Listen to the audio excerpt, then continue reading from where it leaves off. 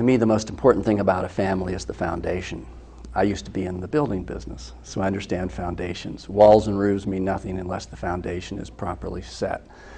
So what I've learned, one thing I've learned about new families, the primal time from conception to the child's first birthday, is that for the majority of mothers, the most important ingredient for the success of her pregnancy, birth, and breastfeeding is the quality of care provided by the father. Without that, we have a system at risk. You know, there is no other ingredient in her life that is, yes, nutrition, and yes, you know, all of these other things, but it's not her mother, her grandmother, her aunt, or her best friend that has more influence on her. 24/7. Influence, good, bad, or indifferent. And indifferent can be as bad as bad, you know, so that if the father doesn't feel safe and included and know what to do and what not to do and how to be his best, then the family system is at risk. It's a very slippery slope, and then our whole culture then, of course, is at risk as well. Well, as far as fathers and the primary time, the most significant thing is for the dad to let go. Now, that's, of course, the most challenging thing for a man. To put a man in a hopeless, helpless, and powerless place is risky business. And that's what happens when you let go of the ego and the identity of who we think we are. And part of who we think we are is the foundation we grew up with. Men tend to father the way they were fathered. You know, that could be great. It could be really, really bad. But the default setting is to go back to that place. And so with impending birth and impending fatherhood, that causes a man to be disproportionately responding to the situation in many cases. And so what's really significant, if a father can actually, there was some piece of research that showed if a man simply reflected on how he was parented when he's about to become a parent, he raises happier children. They did a 13-year study and found those children were happier. He didn't go into therapy. He didn't have a dad's class. He simply contemplated. He knew he had a choice then. And he can say, yes, I want to do this part the way my dad did, but this part was really bad. Or oftentimes the pendulum will swing the other direction and I want to do it completely differently. You know, now, however, that doesn't come from choice necessarily. That's anti-choice. And so that's not as healthy as it could be either, because the default setting then is still the way dad did it. And that default setting can get you in trouble. So dads have taken up this mantle of nurturing. They have responded, and I don't think it's a coincidence that it's in the same time frame that they came into the birthing room that they've all of a sudden come through and they're now doing more nurturing with the children. I don't think it's a coincidence. And so, but the challenge we have is it's been completely unsupported. Dad was thrown in the room, not given any preparation or support, and in the early days it was mostly this. He was elbowed out of the way, told to stand in the corner, oh, give him the gas and air, the nitrous oxide, because he's probably going to need it more than she is, all those kinds of joke and Monty Python thing and all that kind of stuff. Dad had to weather through that. He had to go through that gauntlet to get to the mother to support her. But the early guys, the Bradley and Grantley Dick Reed and those who brought the dad into the birthing room, they knew that there was a connect. They didn't know about oxytocin. They didn't know about this hormone that the mother needed to produce and that also the couple was already producing with their intimacy. They just knew that. They witnessed between the mother and the father, if they had a connection, it gave her less pain. There was less fear involved in her process if they were connected and he supported it. So he came in, he started doing the business, and he did it with no support. So that's phenomenal all by itself.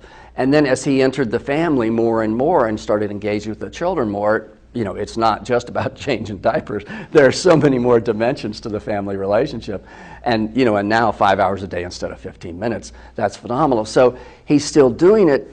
And he's challenged. You know, if he's in the workplace and let's say just half of the guys don't live that way and the other half of the guys do, you know, he'll take heat at the water cooler and at the coffee machine, you know. And, you know, the challenge I've had with educating fathers, with offering fathers classes is expectant dads are invisible and they're very private and they don't have a bump, right? So you can't find them. And they don't talk about it the same way women do, and so they're not asking for support. Every time a woman picks up a coffee cup or a telephone, she's getting support. You know, and an expectant mom and a birthing mom, she's doing the heavy lifting I bow to her, and I will give her every kind of support I can. Everybody should. But the dad, if he's handicapped, if he's not feeling safe and included in knowing what he's doing, then of course he can't give to the family. So the whole system is at risk then. I started the initiative called Fathers to Be, expecting that I would just work with expectant dads, and then fast realized that they were not very accessible. They get 85% of their information from the mother, who gets it from books and classes and her best girlfriends and all of that kind of stuff. But the dad's not reaching out like that. So the conduit is through her. And so then I realized, well, even if just the dads got supported, we still have another element. We have all the birth professionals, the doulas, the educators, the midwives, the doctors, the nurses, all of those. If they don't totally accept him and welcome him, and welcome is perhaps the most important word in this language of the early family time, that if dad doesn't feel welcome, then, if anybody doesn't feel welcome, they leave the room, they leave the building, they leave the relationship. So, it puts the father-child relationship at risk if the father's not welcome at birth, if the mother is a gatekeeper and keeping him at a distance, that sort of thing. So it is so important that the dad finds his way in, gets support from our culture. So one of my goals is working with parents and working with the professionals, but then beyond that, working with our culture as a whole, because this isn't something that can be done in isolation. We have agreements in our culture. The light turns red, you stop. That's an agreement. We also have an agreement about fathers. For example, when I first started this project, I went to Google, and I put in Google Fathers to Be. I put it in quotes. I wanted to find out what the World Wide Web had to say about fathers. Google is the oracle of our day, right? I put in Fathers to Be. Google came back and said, "Did you mean mothers to be?" There wasn't a single reference with billions of bits of information on fathers to be. This was 4 years ago. It was like, I was so confused. I wanted to cry and jump for joy at the same time. It was so confusing. How can fathers not be referenced? But that's our cultural conscious. So there's a whole shift in society that needs to happen in order to embrace fathers, acknowledge and support their relationship within the family. But it is extremely trying because a guy wants to provide. He wants to be strong. He wants to do all of this stuff to make the family okay. He wants to fix it. Well, particularly at the birthing time, he can't fix it. It takes a huge degree of surrender. At birth, we have this role reversal that happens. The biggest paradox of everything at birth is that a mother is doing the most womanly thing she can. She's giving birth.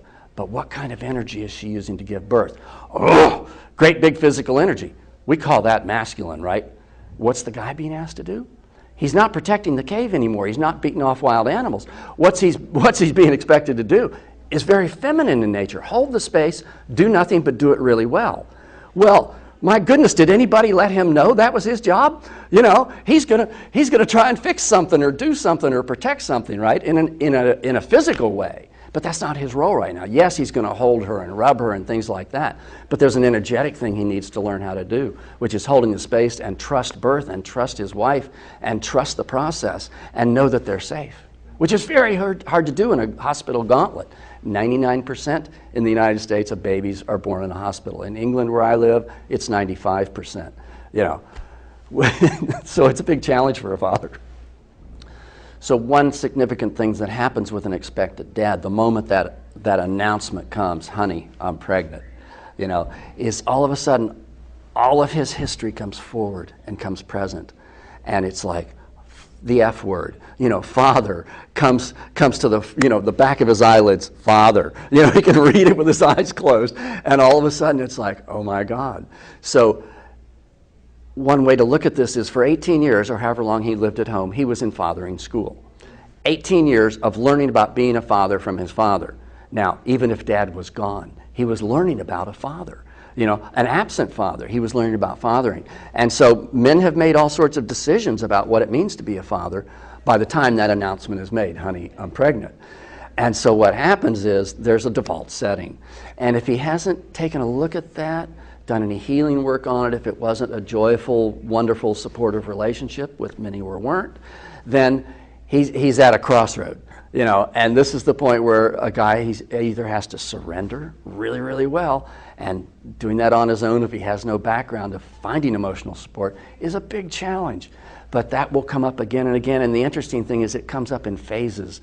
You know, it comes up at the announcement. It comes up at the birth itself. It comes up when the child's 1 year old. You know, it comes up when the child goes to school for the first day. You know, all of your own personal history is brought forward with you, unless it isn't.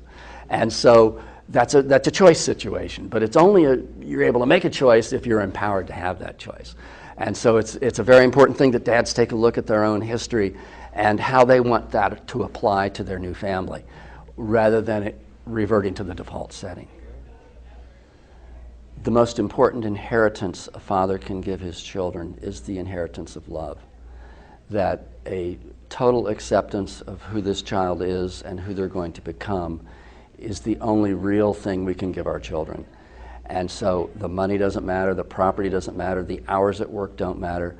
What all the research shows that a child wants time. They want time with their parents.